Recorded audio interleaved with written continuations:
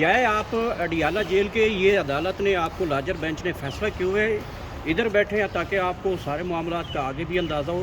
बड़ा खूबसूरत सवाल है। बिस्मिल्लाहिर्रहमानिर्रहीम। देखें, इसी अदालत ने 3 मेंबर बेंच ने जो सीजे हैं उन्होंने ऑर्डर दिया था और हम वज़ीर-ए-आज़म इमरान खान साहब के साथ ही तकरीबन 3 माह से हम लोग मिलने की कोशिश कर रहे हैं। मेरे पास जो वज़ीर-ए-आज़म इमरान खान साहब ने ही अपॉइंट किया था as leader of the opposition, ये कॉन्स्टिट्यूशनल पोजीशन है, आपको मालूम है साथियों को, ये आइन में इसका लिखा हुआ है और गवर्नमेंट और अपोजिशन के ही पोजीशंस पे मुशावरत के साथ वो पोजीशंस फिल करती हैं, जिसमें आपका चीफ इलेक्शन कमिश्नर हो गया, आपका निगरान वज़ीर-ए-आज़म हो गया, बहुत सारी और पोजीशंस हैं। तो इसकी ये पोजीशन है और इसका जो पोजीशन की रैंकिंग है वो फेडरल मिनिस्टर के बराबर है। ये पॉइंट नंबर 1 हो गया। दूसरी अहम पॉइंट ये है कि आर्टिकल 7 आइन का आप पढ़ें तो उस पर रियासत की डेफिनेशन, उसकी तशरीह की हुई है। रियासत है क्या? मजलिस शूरा, आपकी वफाकी हुकूमत, आपकी सूबाई हुकूमतें, सूबाई असम्बलियाँ, वो इदारे जो टैक्स नाफिज कर सकती हैं। पुलिस के पास जब हम लोग जाते हैं तो मेरे साथ कल अहमद खान बचर भी थे, पहले शिबली फराज साहब थे। सेनेट का आइन वो रियासत का हिस्सा है, अहमद खान बचर साहब भी हैं। और इन पोजीशंस के बावजूद पुलिस के एहलकार जहाँ पे होते हैं वो कहते हैं जी हम मजबूर हैं। जब हम पूछते हैं आप किसके मजबूर हैं, कहते हैं जी आप समझदार हैं। अडियाला जेल में जो कर्नल बैठा हुआ है वो हमें मतलब इंस्ट्रक्ट, वो कहते हैं जी वो नामालूम लोग हैं यहाँ पे। हम कहते हैं जी सुपरिटेंडेंट कहते हैं जी उसकी क्या औकात। मतलब वाज़े तौर पे ये सारी चीज़ें आ रही हैं। वहाँ पे जो एजेंसीज़ का कर्नल बैठा हुआ है वो डिक्टेट कर रहा है। मेरे ख्याल स्टाफ कॉलेज फेल किया हुआ है उसने, क्योंकि जो हरकत वो कर रहा है या किसी के कहने पे कर रहा है या ख़ुद कर रहा है, पर बहुत ही बेवकूफ़ाना हरकत कर रहा है। पहले नाका कल सुबह लगा, दोपहर को लगा था, मैं 12:25 पे एग्जैक्ट उस पहले नाके पे पहुंचा और वो मैंने इवेट कर दिया, उधर से निकल आया। दूसरे नाके पे उन्होंने मुझे रोक लिया, वहाँ पे मैं बैठ गया, तकरीबन मैं 2.5 घंटे उधर बैठा। फिर हमारे दूसरे साथी जो थे, खान साहब की बहनें हमशीर अगान, बाकी साथी जरताज गुल साहब, हमारे साहबजादा हामिद रज़ा साहब, अहमद बचर साहब, वो दूसरे नाके पे उनको रोका हुआ था। तो वहाँ से अभी मैं फिर मोटरसाइकिल पे बैठ के बेस बदल के मैं दूसरी साइड से पीछे से होकर वहाँ तक पहुँचा और फिर उन्होंने हमें अरेस्ट किया। ना उनके पास अरेस्ट वारंट मेरे पास था, मैंने पुलिस को वाज़े बताया, मैंने कहा मेरे पास ओमनी बस बेल मौजूद है, पेशावर हाई कोर्ट की बाकी अदालतों की मेरे पास बेल्स मौजूद हैं, आप लोग कंटेम्प्ट ऑफ कोर्ट कर रहे हैं। कहते हैं जी ना हमारे पास कोई वारंट ना कुछ, हम लोग बस उठा रहे हैं, आप चलें। वहाँ पे फिर आपने देखा उन्होंने प्रिजन वैन में डाला हमें और ले गए। उन्होंने कहा जी अभी कोई चक्री पे, उन्होंने कहा जी यहाँ पे उतर जाएं, यहाँ पे चाय पी लें, नमाज़ पढ़ लें, वज़ू कर लें, जो करना है, आगे हमें फिर ऑर्डर्स मिलेंगे।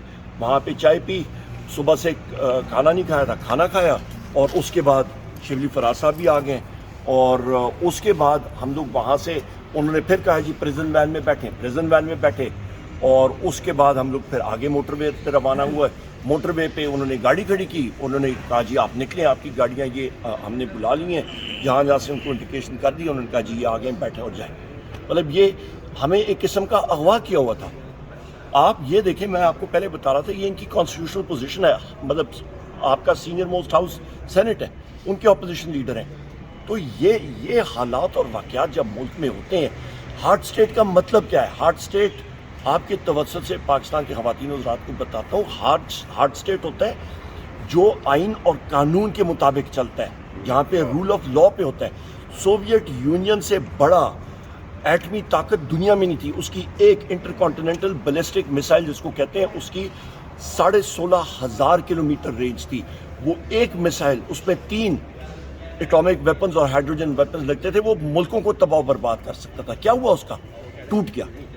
क्यों? क्योंकि वहाँ पे रूल ऑफ लॉ नहीं था, वहाँ पे कम्युनिज्म था, बिखर गया। लिहाजा पाकिस्तान ने तरक्की करनी है तो वो रूल ऑफ लॉ पे करेगा।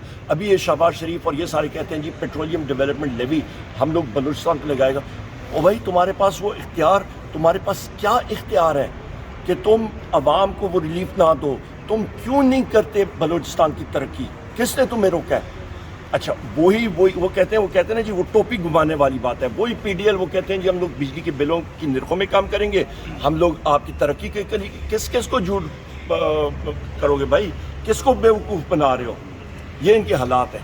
लार्ज स्केल मैन्युफैक्चरिंग तबाह बर्बाद हो गई है। بند ہو چکی ہے. اس کی شرح دیکھیں 3.5% سے بھی نیچے چلی گئی ہے. ملازمتیں ختم ہو گئی ہیں.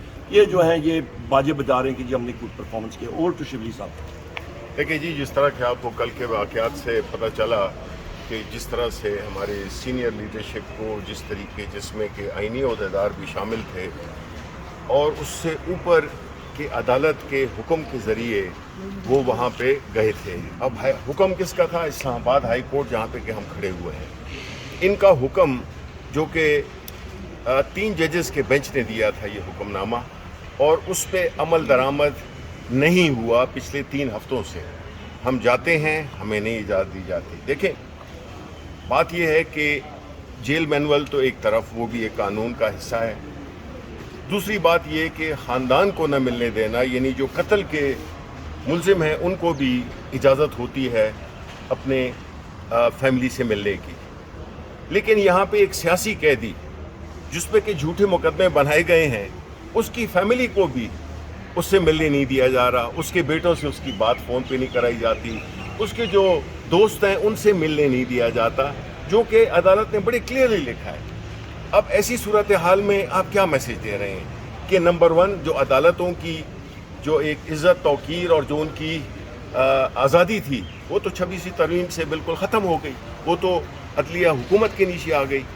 اب ججز کو چاہیے کہ وہ اپنی جو فیصلے ہیں اس پہ عمل درآمد کرائیں. کیسے؟ پھر کیا فائدہ ہوا اتنی بڑی عمارتوں کا؟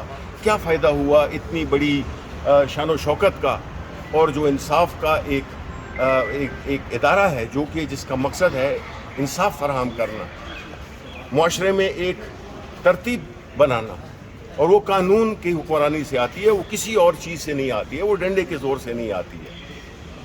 اگر ایسے حالات جس میں کہ پاکستان تحریک انصاف جو کہ ایک ملک کی سب سے بڑی سیاسی جماعت ہے، جو ایک ملک کی پارلیمنٹ میں بھی اور باہر بھی ایک سیاسی جماعت ہے، اس کے کوئی بھی سیاسی ایکٹیویٹی جب وہ کرتی ہے اس پہ لاٹھی چارج ہوتا ہے، اس پہ گولیاں برسائی جاتی ہیں، اس پہ ہر قسم کا تشدد ہوتا ہے. جب وہ کوئی اور پرنم قسم کی کنونشنز کرتے ہیں اس پہ بھی دھاوا بولا جاتا ہے. جب وہ ایک قانون کے تحت، ایک قانونی حکم کے تحت ملنے جاتے ہیں عمران خان سے، ان پہ ان کو اٹھا لیا جاتا ہے. تو مطلب تو یہ ہوا کہ اگر قانون کی وہ کوئی رسپیکٹ نہیں کرے گا تو پھر یہ ملک کیسے چلے گا؟ پھر یہ جو ہم اتنی بڑی بڑی کانفرنسز کر رہے ہیں، اتنی انٹرنیشنل کانفرنسز کر رہے ہیں، اور ہم چاہ رہے ہیں کہ اس ملک میں لوگ سرمایہ کاری، جب وہ یہ دیکھتے ہیں کہ کیا کچھ ہو رہا ہے جس میں کہ کیوں اٹھایا جا رہا ہے leader of the opposition in national assembly, جو کہ سب سے عوام کی نمائندہ اور سب سے زیادہ، ایک پرائم منسٹر ہوتا ہے اور دوسرا ہوتا ہے نیشنل اسمبلی کا leader of the opposition. Punjab assembly کے جتنے بھی ہمارے لوگ تھے، عہدوں کے علاوہ بھی اگر ان کو عدالت سے ایک اجازت ہے تو اس کو روکنا میرا خیال ہے کہ یہ ملک کی ترقی میں نہ تو کچھ کرے گا اور نہ خان صاحب کی پاپولیرٹی کو کم کرنے میں کوئی مددگار ثابت ہوگا. اس ملک کو اگر ہم نے آگے لے کے جانا ہے تو ہم نے یہ ساری جو سب سے بڑی جو ترقی کا راز ہوتا ہے وہ قانون کی حکمرانی ہوتی ہے، جو کہ اس وقت ناپید کی جا رہی ہے. تو ہمیں ججز سے درخواست ہے کہ وہ اپنا they should stand up and be counted, کہ انہوں نے، ان کی ذمہ داری یہ بنتی ہے، آئینی ذمہ داری ہے کہ انہوں نے صرف فیصلے نہیں دینے، اس پہ انشور کرنا ہے کہ عمل درآمد ہو. ان کو چاہیے اس کا وہ نوٹس لیں. خان صاحب کے جو وکیل ہیں سلمان صفدر، ان کو ملنے نہیں دیا گیا، جو کہ آج اب کیس لگا ہوا ہے، جو کہ انہوں نے اپنے کلائنٹ سے مشورہ کرنا تھا. سلمان صفدر ایک پروفیشنل وکیل ہیں، وہ کوئی سیاسی وکیل نہیں ہے. ان کو سپریم کورٹ نے یہ کہا تھا کہ آپ جا کے اپنے کلائنٹ سے آپ مشورہ کر لیں. وہ کل بھی گئے، پرسوں بھی گئے، ان کو اجازت نہیں ملی، ایک گھنٹہ 2 گھنٹے کھڑا کر کے. تو یہ کیا ہو رہا ہے؟ یہ تو اس سے کوئی ملک تو آگے نہیں بڑھے گا. نہ ملک میں جو ایک سیاسی عدم استحکام ہے جو کہ بنیاد ہوتی ہے کسی بھی ملک کی معاشی ترقی کی، اگر وہی نہیں ہے تو پھر یہ سب کچھ کیسے ہوگا؟ کیا کرنا چاہ رہے ہیں سر یہ بتائیے گا، میں ایک چیز ایڈ کر دوں معذرت کے ساتھ. دیکھیں سب سے امپورٹنٹ چیز، اور شبیر صاحب بھی کہہ رہے تھے نا، کل شام کو میں نے وہاں پہ موٹر وے پہ بھی بات کی ہے، یہ سارا جو ہو رہا ہے، یہ قانون کی دھجیاں اڑائی جا رہی ہیں، یہ اس عدالتی نظام کے خلاف ایک انڈائٹمنٹ اور چارج شیٹ ہے. اور جج صاحبان کو بہت ادب کے ساتھ میں ایک گزارش کر رہا ہوں، چیف جسٹس صاحب یہاں پہ سپریم کورٹ میں، باقی چیف جسٹس صاحبان کے، خدارہ آپ نے اپنی ریٹ خود قائم کرنی ہے. یہاں ہم لوگ آپ کے دروازے کے سامنے آئے ہیں بحیثیت ایک عام شہری، ہمارے رائٹس وائلیٹ ہو رہے ہیں، ہمارے وزیر اعظم عمران خان صاحب کے رائٹس وائلیٹ ہو رہے ہیں. ہم لوگ کانسٹیٹیوشنل آفس ہولڈرز ہیں، ہمیں عوام نے منتخب کر کے بھیجا ہے.